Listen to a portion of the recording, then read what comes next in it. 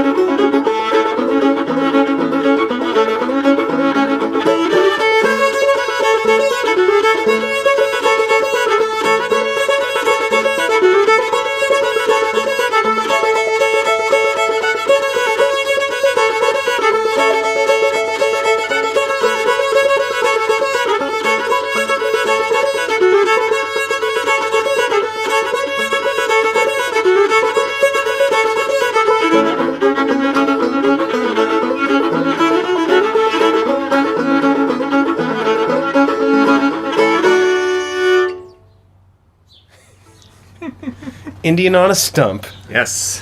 What, do you know where that title comes from? It's a Balfa tune. It's actually a Cajun tune. It sounds kind of Cajun. I learned it from that tune, that CD, Banging and Sawing, the Bob Carlin CD, and it was already old-timed up on that, and then I just learned it that way. Thanks for old-timing that Cajun tune for us. Bob Carlin and whoever was playing fiddle. Nameless, but very good fiddle player. Is it a nameless but very... That CD is just, it's listed as by Bob Carlin online, and I don't have a physical copy, so they're like guest fiddlers on it, but each track is a different guest fiddler, and I don't know who any of them are. So it's definitely a Bob Carlin record. I haven't heard of it, people just talk about it all. I mean, I've heard of it. I haven't heard it myself. It's good. It's good. It's worth the buy. That's all we're doing here. Pull that mic back up. Yeah, good. Welcome back to Get Up in the Cool, Jake Blount. Thank you. Yeah. For welcoming me back. We don't have a, specific agenda today. This is just, a catch-up episode. It's the day of Brandywine. We're about to go to the Brandywine Revival Festival. Woo. Yeah. All right. Thanks, Walt. Thanks, Claire. Yeah. It's a good party. And I just wanted to just do a little pre-party here.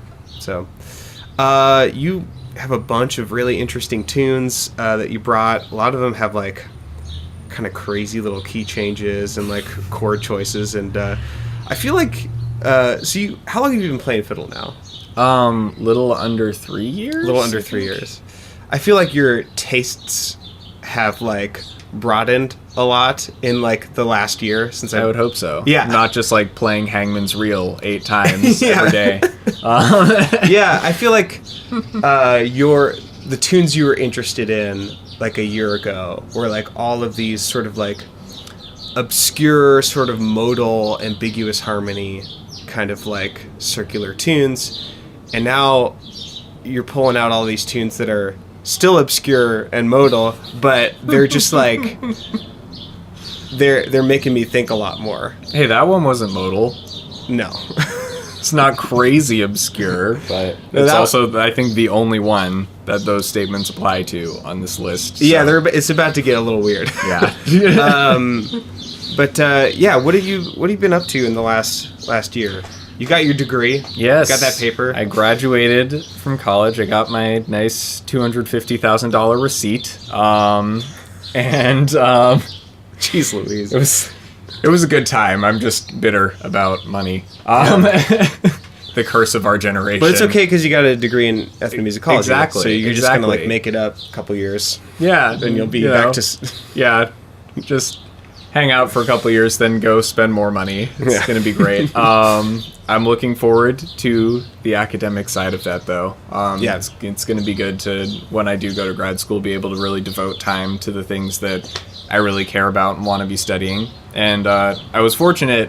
My college, Hamilton College, does a really good job of facilitating students' individual interests. So I was able to do all sorts of cool things like study off campus for 2 semesters and intern in the Department of Musical Instruments at the Metropolitan Museum of Art and do my thesis on old-time music in Ithaca, New York. So I have all these super fun and cool things that I got to do over the course of that time. It was not all roses by any means, but I had a fruitful college experience, I would say. Yeah. And I'm excited to be done, to have the piece of paper and to be on to the next thing. It's exciting. It's also really stressful, but I'm not dealing with it right now. So it's where we're at. Yeah, this is for those of you who don't know what Brandywine is how long have you been out of school now? Like a month. A month, yeah. So yeah, you're still just chilling out before the existential dread of being a post.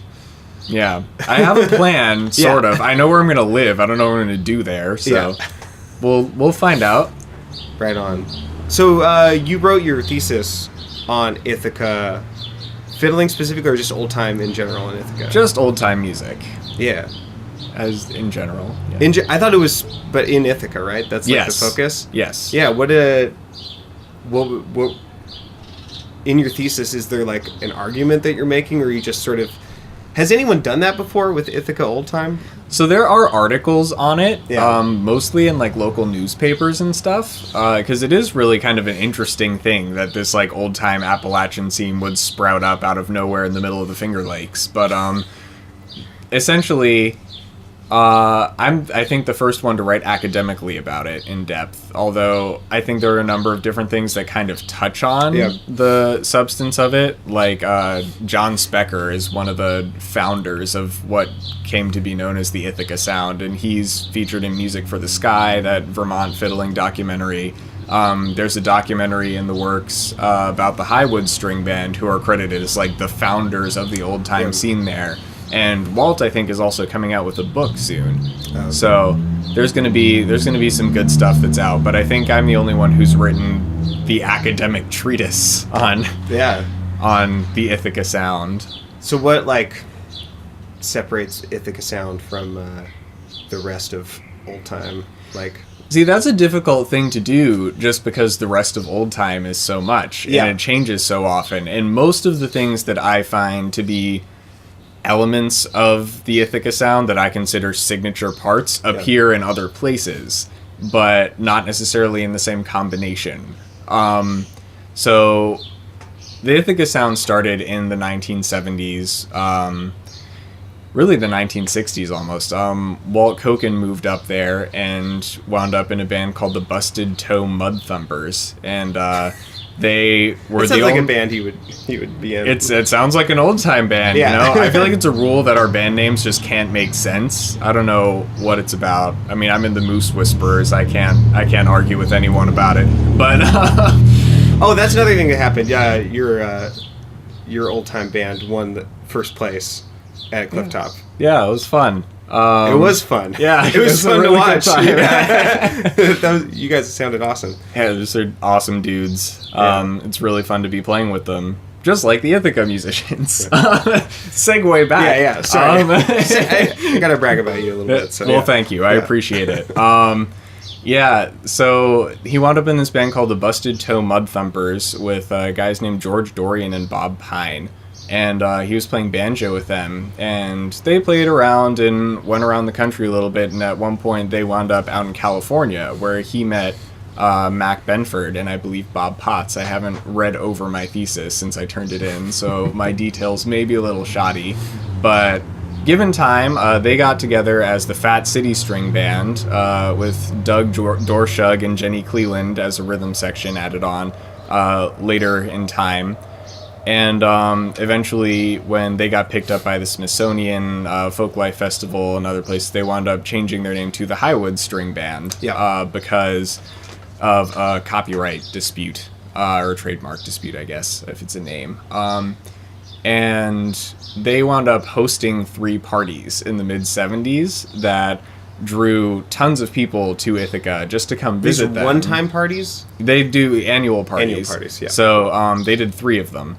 And at those parties were Judy Hyman and Jeff Klaus, who would become members of the Horseflies, who are probably the most well-known in the current generation old-time Ithaca band, although I don't think they see themselves as old-time anymore.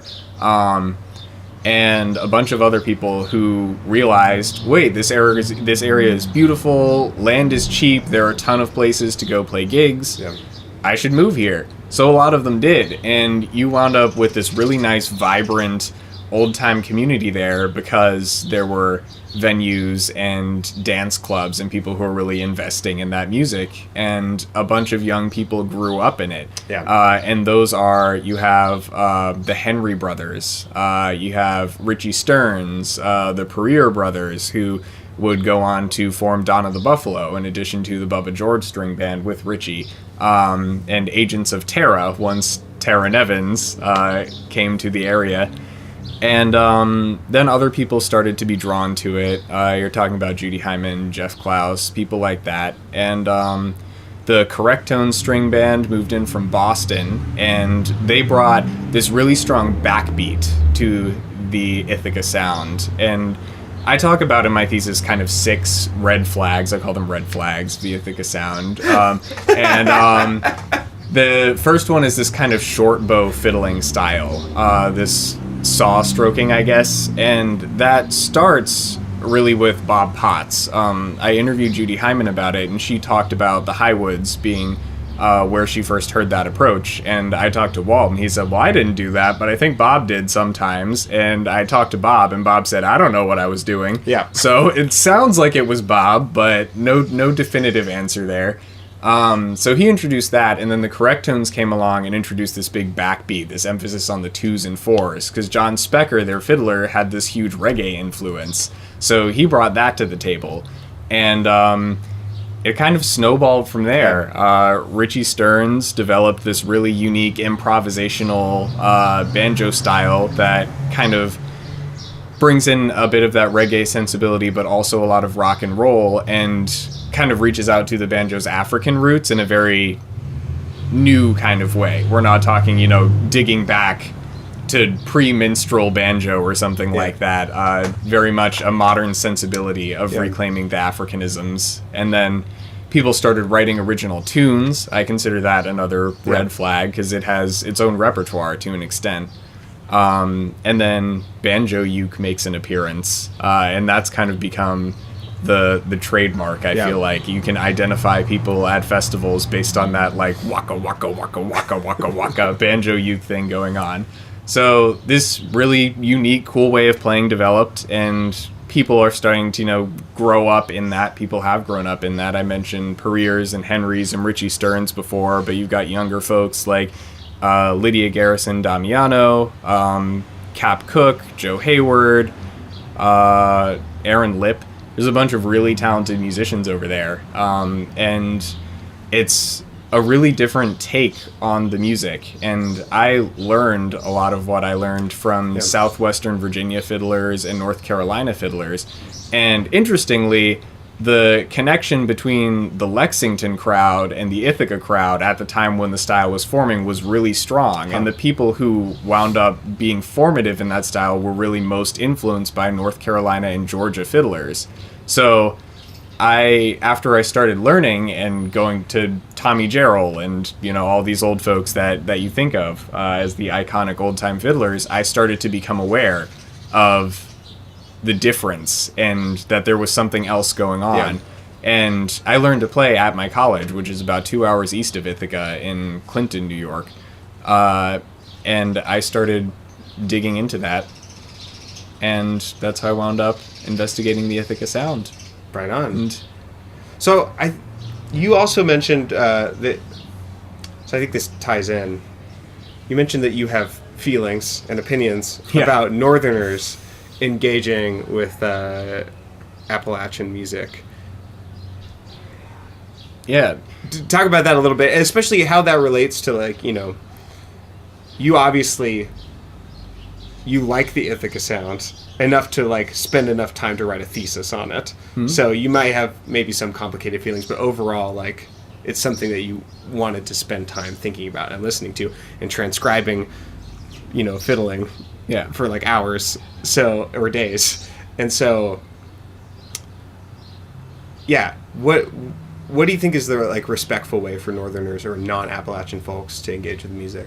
Well, I think defining that definitely is up to Appalachian people, and I don't want to engage in that as someone who, like, has the answers, but as someone who's been in the conversation a lot, because I think a lot of people have reacted in really displeased ways to me having spent time doing an academic investigation of Ithaca. I think I'm suited to regurgitate things, I guess. And I guess one of the reasons why I find the Ithaca sound so compelling is that there is a very direct connection between the Southern style and between what they're doing. And it comes out sounding very different, especially when you get to the newer Horseflies material where there's all these synthesizers and things going on. They really push it. And after a certain point, Judy Hyman told me we'd stopped being an old-time band. So I think there's an acknowledgement there that there is a barrier and that you can cross the line. And I think what I found compelling about this is that there's this group of musicians who changed so much from the way the original field recordings were played, and yet were insistent at every point during my interviews on saying, we have this extremely deep and profound respect for the Southern tradition, and we don't at all mean to demean the way that they're doing it or to replace it. This is just our own thing. So I view the Ithaca sound as a regional style, like you would consider West Virginia fiddling, or, you know, if you're getting really into different counties in West Virginia, as having their own styles. I don't consider it necessarily a replacement or a transgression or whatever, but I do think that a lot of people are upset by it. And curiously, in talking to people, I found that most of those folks are Northerners.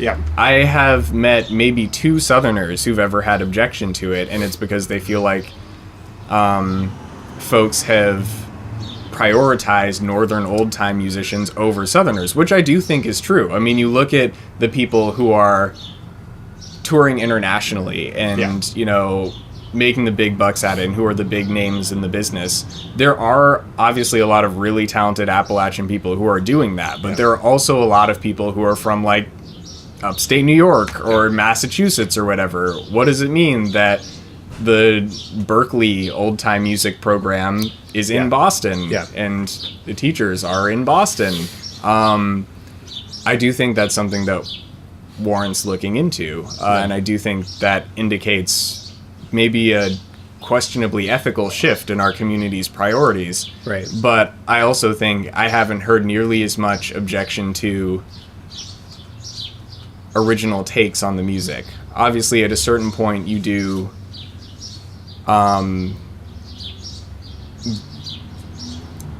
you draw perilously near to being disrespectful if you change things too much with too little concern for what things originally sounded like. But I think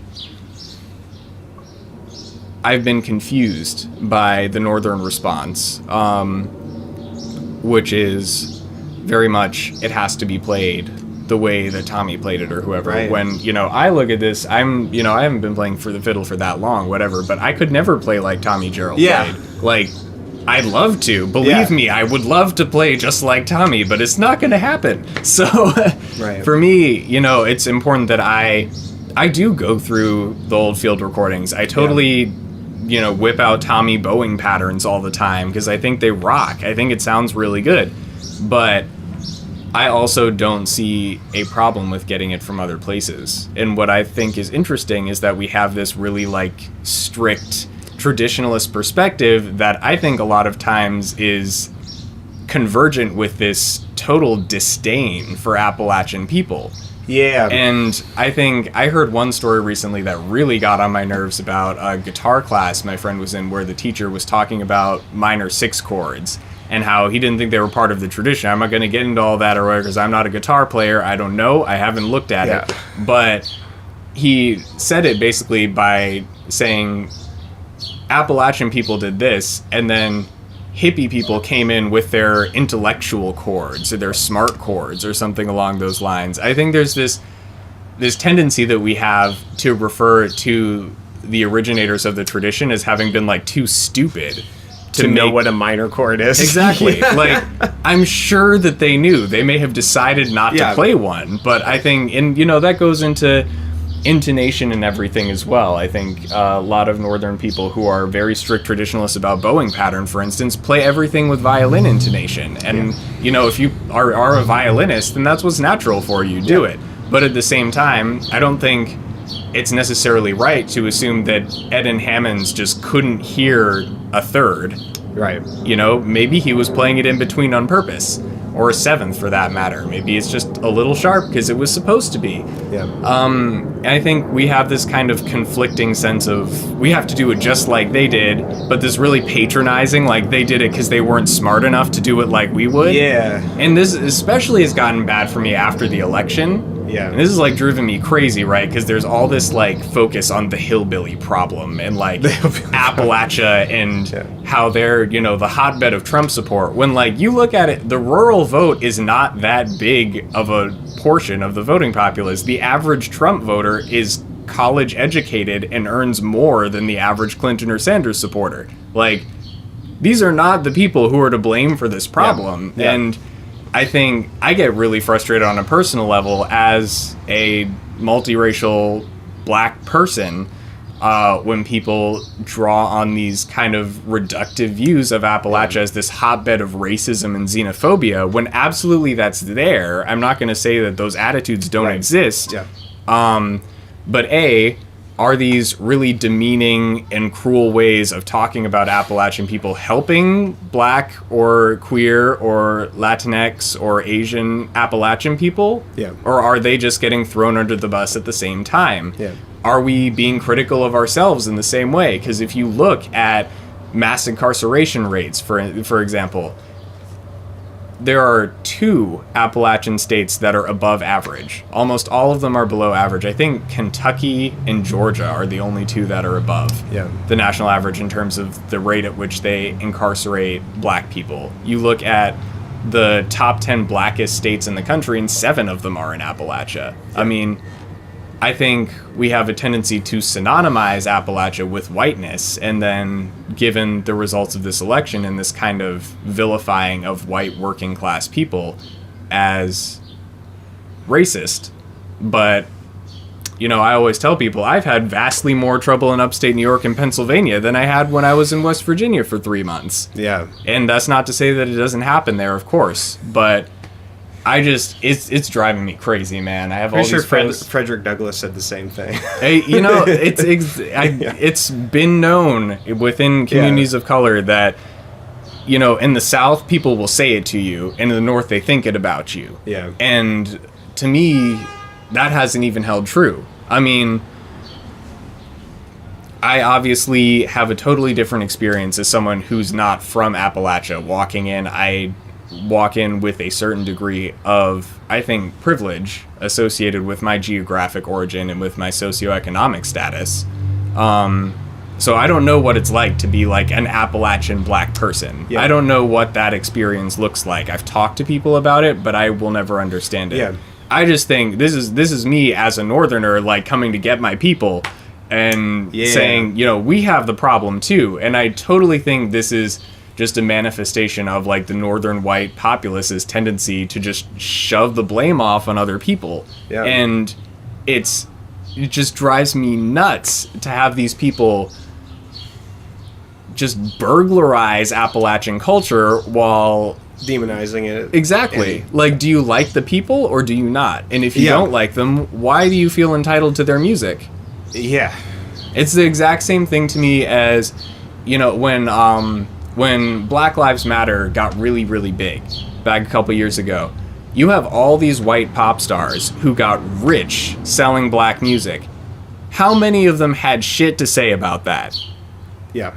And this is exactly how I feel. Like, how many people know that there's evidence now, there's an NPR story about this, that black lung cases in Appalachia have been vastly underreported. That they were reporting 97 cases in the last decade. It's looking more like 947 or something like that. I mean, there are huge systemic injustice issues relating to Appalachia. Appalachians are an ethnic minority in this country, and it doesn't get talked about that way. But, you know, if you're going to talk about appropriating from other people, we also have to have the conversation about Appalachia and about like Northerners' tendencies to demean people even as they kind of worship the tradition, and their tendencies to like use Appalachian old people as like tune repertoires or like well springs of authenticity rather than human beings. Like, they're not there to give you the authentic Appalachian experience. They're like people doing their thing. And be friends with them. Don't like go take things. Yeah. It just drives me nuts. So yeah, that's where I was. Man, there's so much there. Yeah. And there's a lot of good material out there from actual Appalachian people on this. Yeah. You know, I use this platform to make those points as someone who feels like, you know, I have the privilege to be taken seriously because I talk how I talk and I know who I know in this community. But, you know, if you want to hear what the experience is like and how people really feel about being demeaned, I mean, look it up. There's been so many articles about how liberals are talking about Appalachia in the Trump era. and what that does for us and what that does to Appalachian people. I think those are super important for all of us to be reading. If we're going to be taking people's music, we at least have to be advocating for them as human beings and treating them that way. Do you know that meme going around where it's like, it has like 4 sort of like, it's like a science special on neurology kind of like photos? Where it's like... the glowing brain. It's got a glowing brain, and then it's sort of like a zoomed in with more detail, and then it has just like a cosmic brain explosion thing. Explosion. I feel like you just hit all of those. Like at the top is like, don't shame me for playing a minor 6 chord, and at the bottom is just like, I mean that's, I don't know how to summarize that. That's so much to chew on. There's like a lot to be talked about there, and I think it's a discussion that's been neglected for entirely too long, and that's part of the cause. But on the score of memes, there's a Facebook group called Weird Appalachia that I'm a part of, that I just personally, it's like it's a space for Appalachian people, and I think pretty often Appalachian leftists to like talk about representation and issues like that. I just go in there and look. I never post anything because it's not for me. That place doesn't exist for me. They're not there to teach me things. I just go, and from their dialogue with one another, I can see the frustrations that people are having and try to amend my behavior. But I think, even as I call out every Northerner to examine our own ways of engaging with the tradition, we also have to be willing to call out each other. Yep. And it's going to be interesting to see how that plays out. But, fight for justice on every front. Yeah. Word. Let's play snowshoes. All right. Quick tuning break. All right. Snowshoes. Potatoes again? Yeah.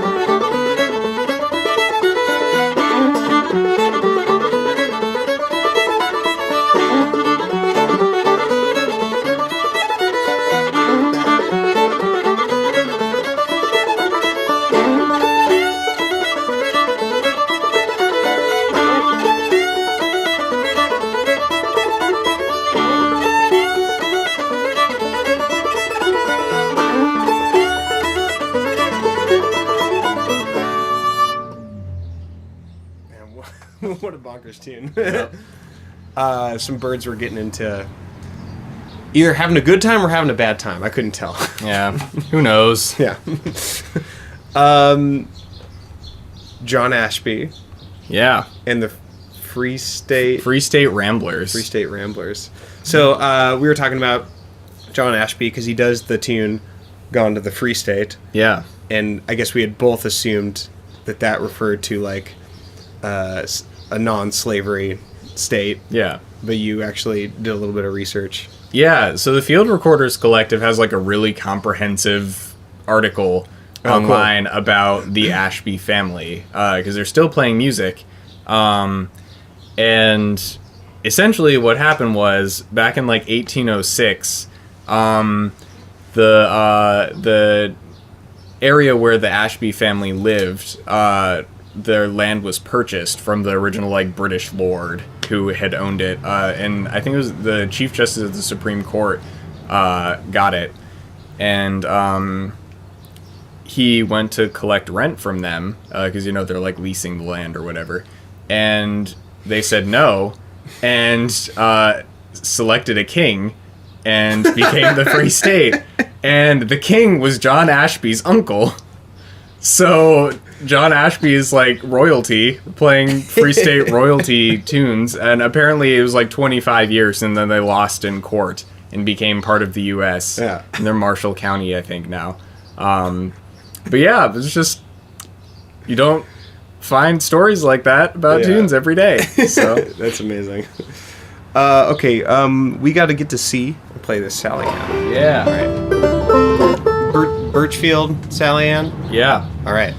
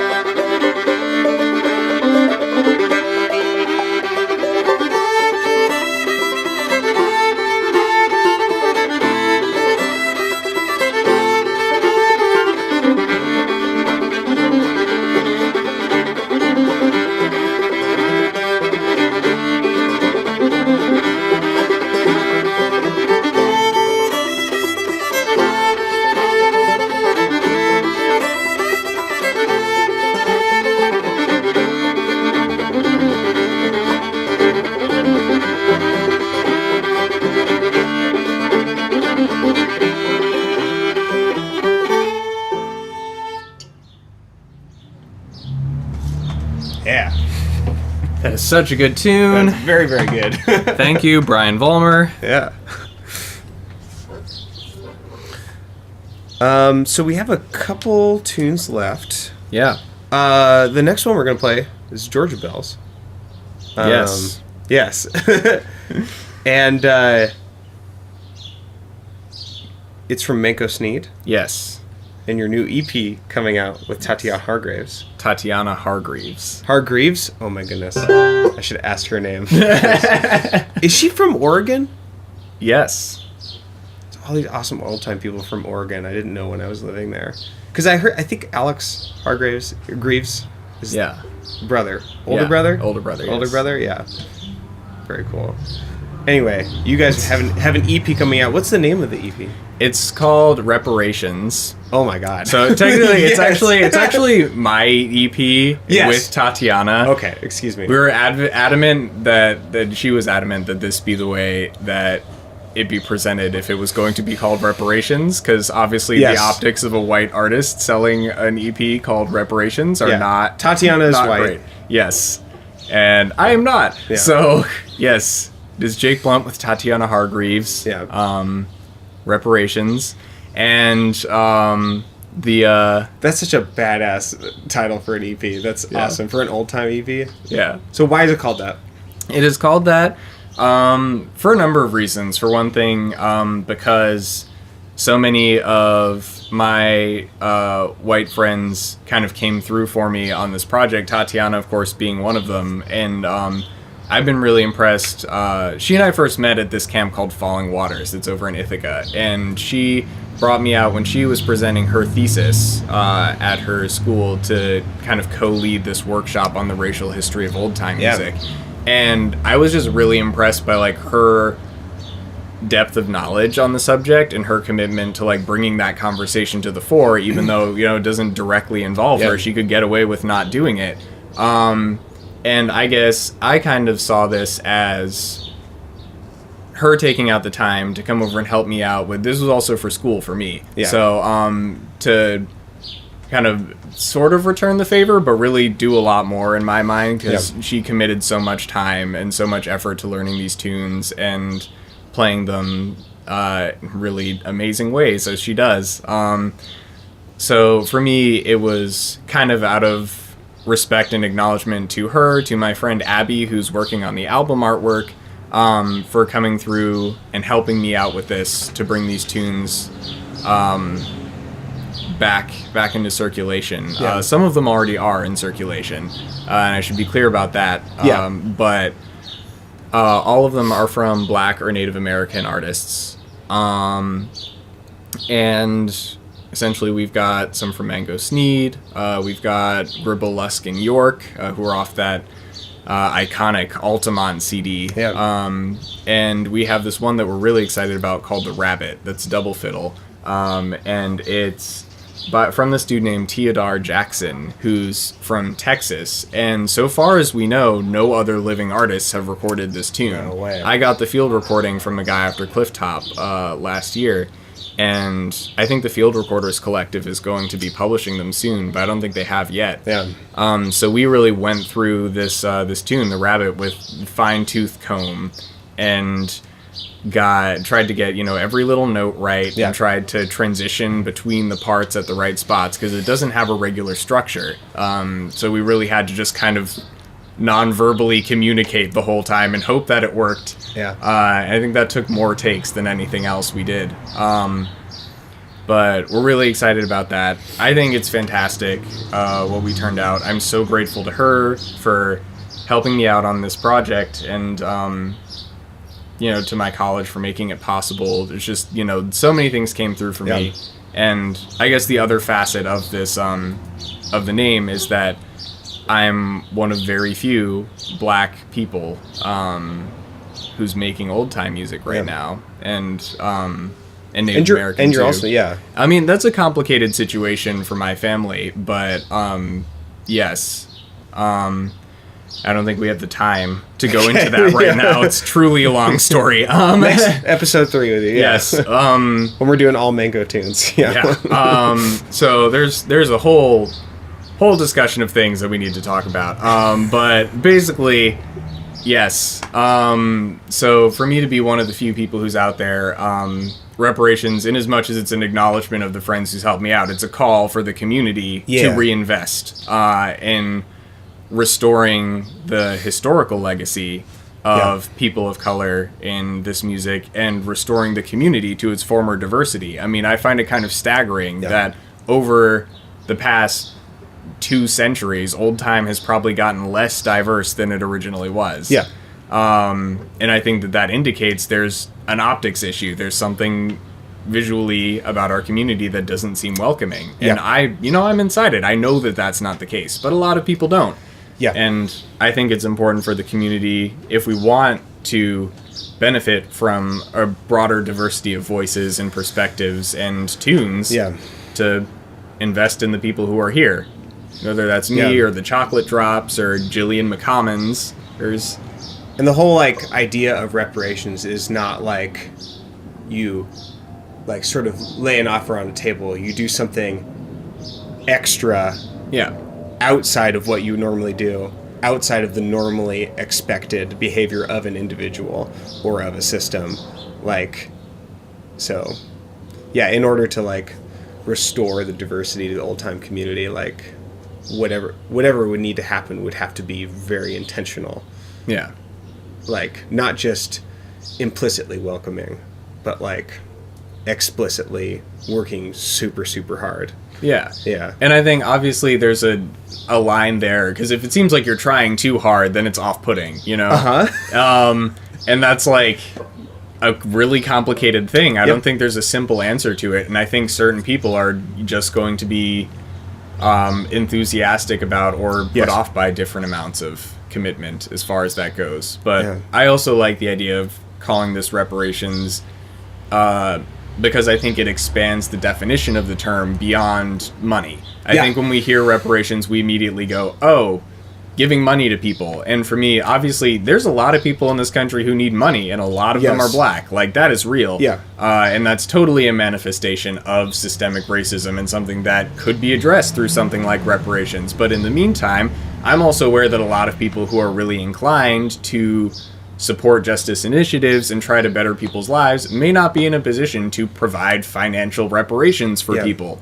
So my take on that title is really that, you know, I have these friends who made artistic contributions to making this possible. I have an institution that helped make this possible. I have friends who are spreading the word about it through their podcasts, or who are going to buy the CD, or who are going to get the files from me if they can't afford it, because I'm willing to do that for people, and spread the files around, show them to people, and hopefully, I mean, at the end of the day, for me, this is not about the financial reparations or the financial gain. I just want these tunes back out there because they're great, and I feel, as someone who is a black and native person whose family is from Southern Virginia, you know, my grandparents didn't know that we were involved in this music up until, you know, they were middle-aged. Yeah. There's a whole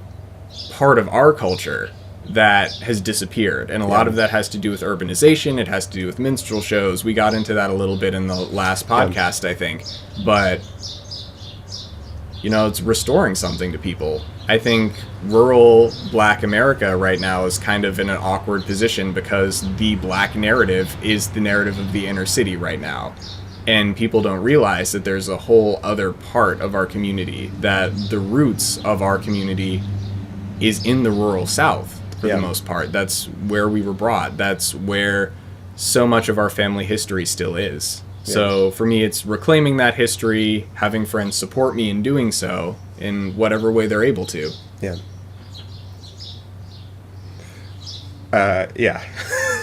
Awesome. Once again, every word that comes out of your mouth, I just have strong feelings about, strong positive feelings. That's good. Or if they're negative, they're like, not at you, but just like, I always feel stirred up after I talk to you. Would you say that Black Creek constructive bummers? Constructive bummers? Yeah, that's my MO. Oh, man.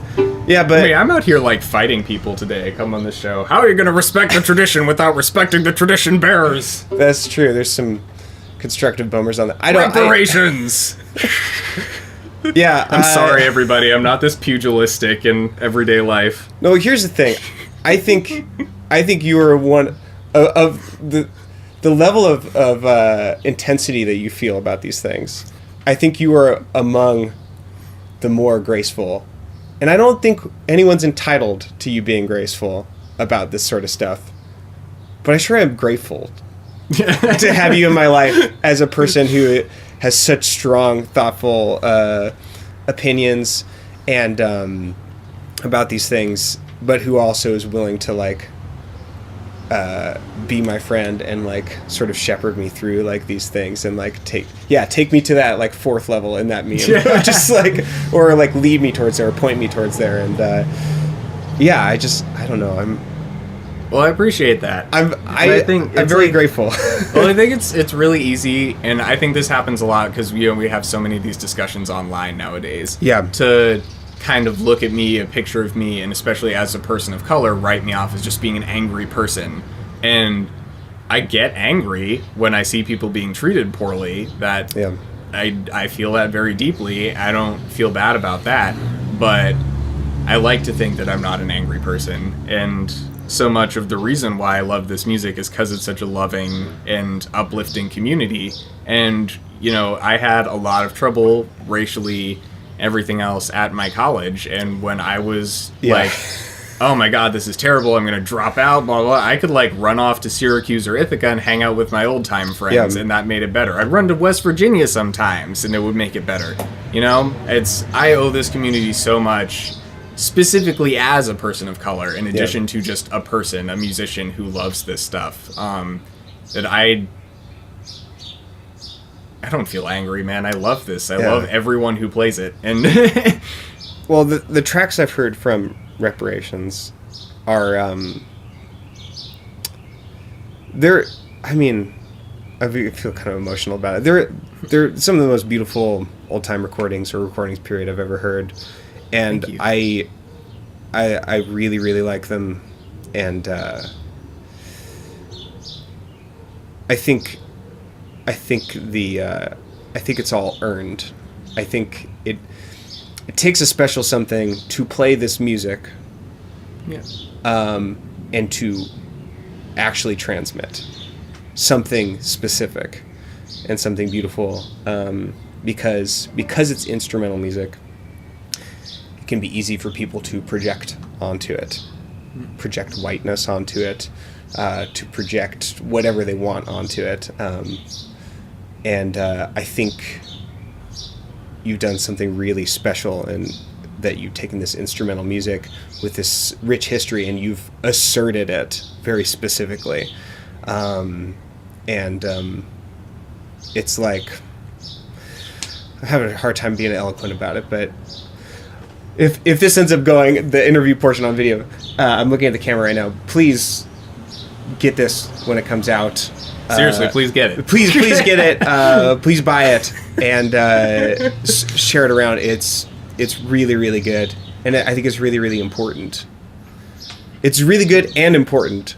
Well, thank you. Yeah. And I have to say, like, so much of the credit for all of that goes to Tatiana. I mean, I definitely I play mostly banjo on this EP.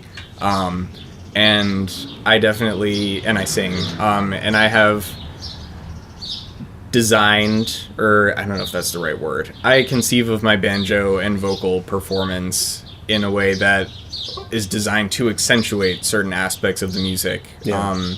And that is my voice, but definitely rooted in like Fraser and Patterson and Will Adam and Joe Nodell Thompson.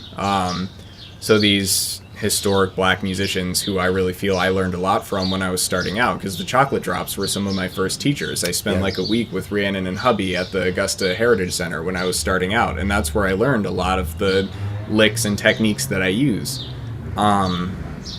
especially on banjo. But Tatiana, really put in so much time into working out every little nuance of every bowing and every ornament.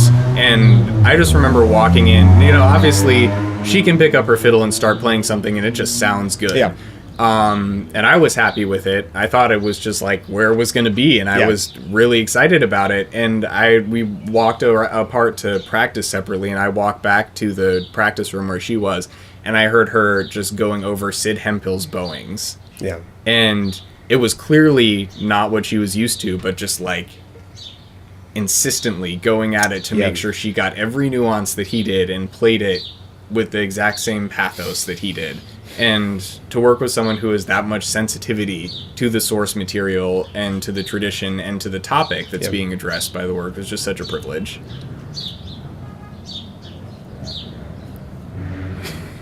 Georgia Bells? Yes, for Georgia Bells. Yeah, for those just listening, I'm just smiling and looking looking affectionately at Jake. An hour it's not with good me, radio. and I just reduce people to smiling and nodding.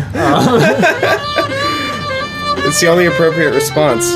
Let me get to G real quick. Won't take me long. Okay, I'm gonna come in the second time. Okay. Georgia Bells. Georgia Bells. Manco Sneed tune. Yeah. This isn't on the EP. This is not. Wiley Laws, another Manco Sneed tune is. This is just my favorite one to play on fiddle. Right on. Manco Sneed was a Cherokee fiddler from western North Carolina. Thanks, Manco.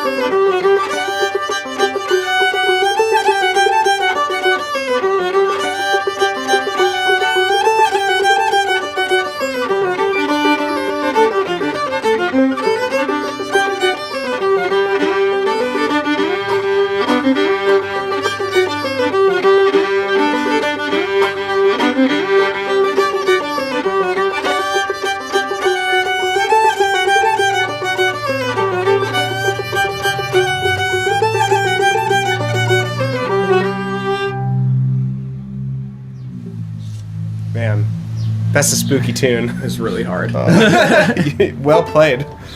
I can imagine it would be really hard. For those of you who were looking at his fingers, you're just in standard. Yeah. It sounds like a cross G tune or something, like a modal tune. Like when I hear those shapes, I don't know. Doesn't sound like anything I've ever heard. I'm in Sawmill if anyone wants to play along at home. G Sawmill. Man, so cool. Okay. We got one tune left. Thanks so much for being on the show again. Thank you for having me again. I'll have to have you back to talk all about your, I guess, complicated Native American heritage. And, we'll see. Or something, or some other topic. I don't know. But lots to talk about. So, what are we going to play last? Johnny Court the Widow is a Kentucky tune. And I got from Travis and Trevor Stewart, and they got it from Bruce Green. And I'm not entirely sure where he got it.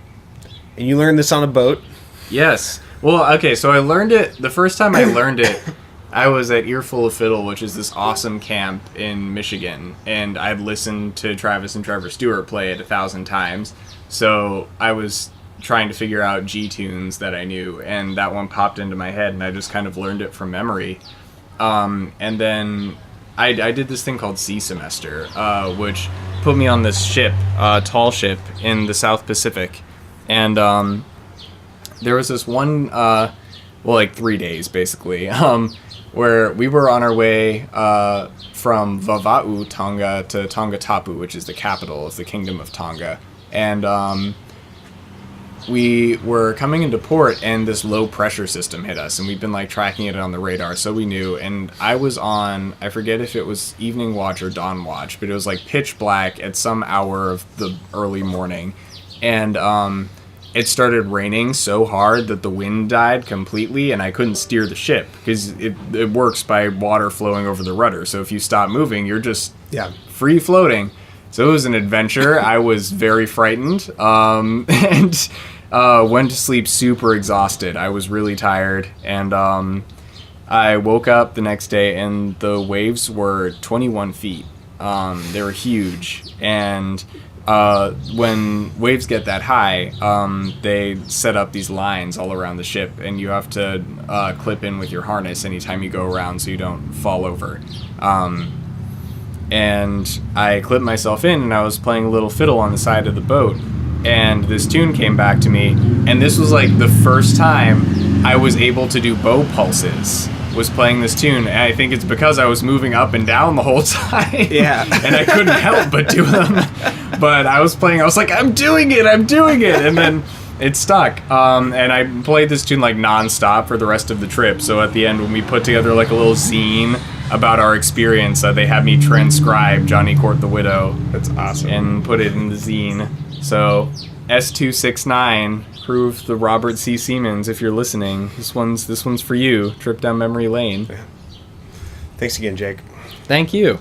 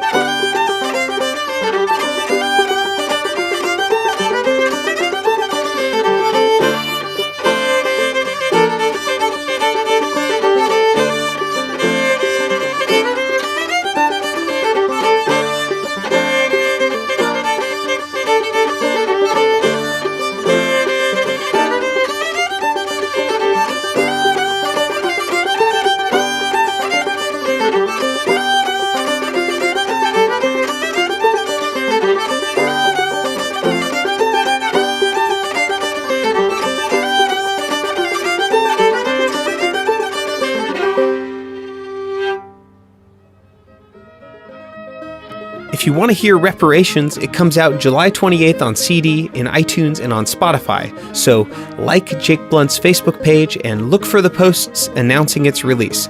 In the meantime, please share this interview on Facebook, get everyone hype. Let's make this the first old-time album to break the internet. We can do it. This one deserves to get spread around. It's so good. If you like this interview, make sure to check out Jake's first appearance on Get Up in the Cool. It's about 30 or 40 episodes ago. I'll include a link in the episode description. If you find yourself binge listening to Get Up in the Cool, as some of you tell me you want to do, you might consider signing up to support the show on Patreon. If you do, many rewards await you, like on-air shoutouts, MP3 downloads, online banjo workshops, and weekly bonus tracks. This week's bonus track is Running Home to Doris, an original tune by Jake, which we play as a banjo duet. Just go to CameronDeWhitt.com and click the button that says Patreon and sign up at a level that works for you. All right, as promised, here's a sneak peek at Reparations, my personal favorite track. We're gonna hunt the buffalo. Thanks for listening, friends. Come back same time next week for more Get Up in the Cool. And seriously, buy this CD.